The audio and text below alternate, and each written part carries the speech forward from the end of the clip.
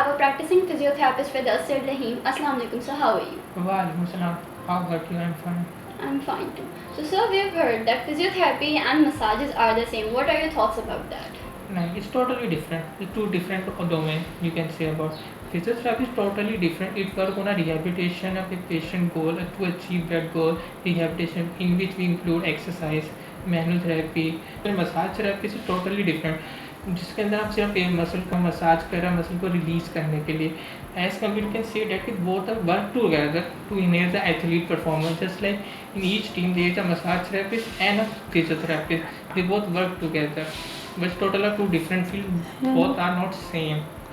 Okay, so moving forward, the next question is that we've heard that sports physiotherapy is a renowned branch of physiotherapy. What basically is sports physiotherapy? Sport physiotherapy जो है वो बहुत बड़ी field बन चुकी है as compare अब जो एथलीट के साथ जो इन लोगों का काम है वो बहुत ज़्यादा हो चुका है एज़ कम्पेयर जो पहले था इतना नहीं था अब टेक्नोलॉजीज बहुत ज़्यादा आ गई हैं आप बार बार एक वीडियो से वो देख सकते हैं एज़ कम्पेयर बायोमैकेनिक्स में बहुत बिग रोल प्ले कर रही होती है स्पोर्ट फिजियोथेरेपी बहुत बिग रोल प्ले करती है सबसे मेन जो चीज़ आती है आपको ना किसी भी एथलीट को इंजर्ड नहीं होना अगर इंजर्ड होगा रिप्लेसमेंट आ जाएगी उसका क्रिकेट में डाउनफॉल भी आ सकते हैं रिप्लेसमेंट आजकल बहुत ज़्यादा है तो इसके लिए उसको जितना हो सकता है हम इंजरी से प्रिवेंट कर रहे होते हैं उसके हम एक्सरसाइज ऐसी दे रहे होते हैं उसको ऐसे मोबिलाइजेशन करा रहे होते हैं ऐसी स्ट्रेचिंग के साथ कि उसकी जो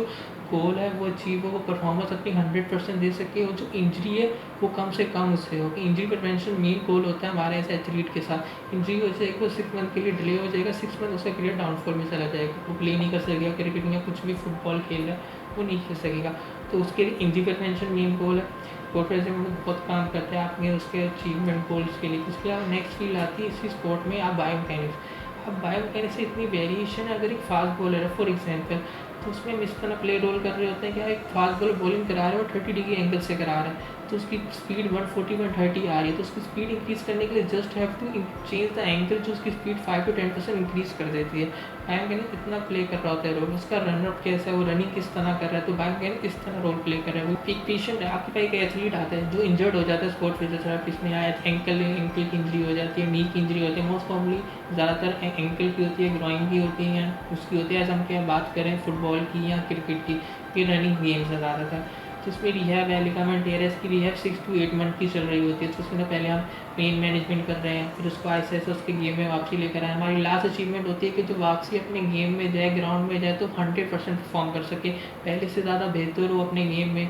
मैं आपको उसकी एक तरह एग्जाम्पल आपकी एक और मैं दे देता हूँ जितने बड़े एथलीट्स हैं जो मशहूर एथलीट्स हैं सबके अपने स्पोर्ट फिजियोथेरेपिस्ट हैं अपना स्पोर्ट फिजियोथेरेपिस्ट उन्होंने हायर किए होते हैं कि अपने गेम को इन्हेंस कर सकें ज़्यादा से ज़्यादा अच्छा कर सकें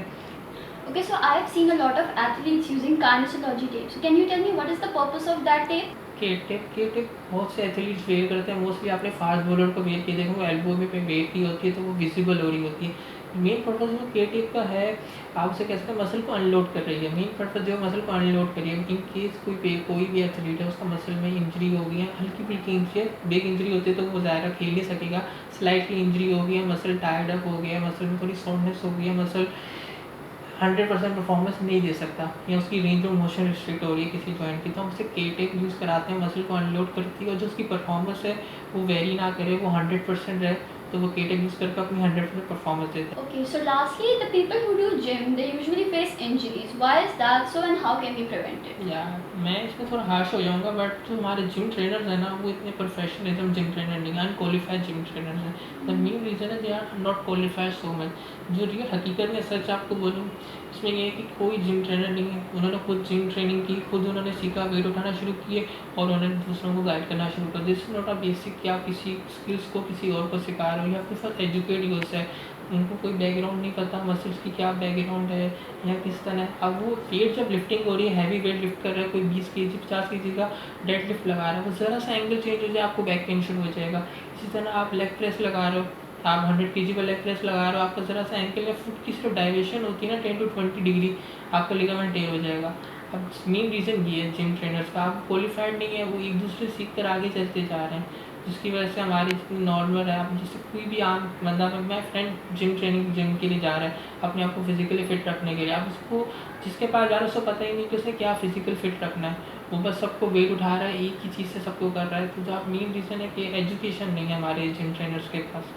Alright, thank you so much for your time, sir. Thank you Okay. Okay, so lastly, the people who do gym, they usually face injuries. Why is that so, and how can we prevent it? तो हमारे gym trainers हैं ना, उनको कोई background नहीं पता muscles की क्या बैकग्राउंड है या किस तरह है। अब वो वेट जब लिफ्टिंग हो रही है, हैवी वेट लिफ्ट कर रहा है, कोई 20 केजी 50 केजी का डेड लिफ्ट लगा रहा है, वो ज़रा सा एंगल चेंज हो जाए आपको बैक पेन शुरू हो जाएगा। इसी तरह आप लेग प्रेस लगा रहे हो, आप 100 केजी का लेग प्रेस लगा रहे हो, आपका ज़रा सा एंकल या फुट की सिर्फ डायरेक्शन होती है ना 10 to 20 डिग्री, आपका लिगामेंट टेयर हो जाएगा। मेन रीज़न है कि एजुकेशन नहीं है हमारे जिम ट्रेनर्स के पास। Alright, thank you so much for your time, sir. Thank you.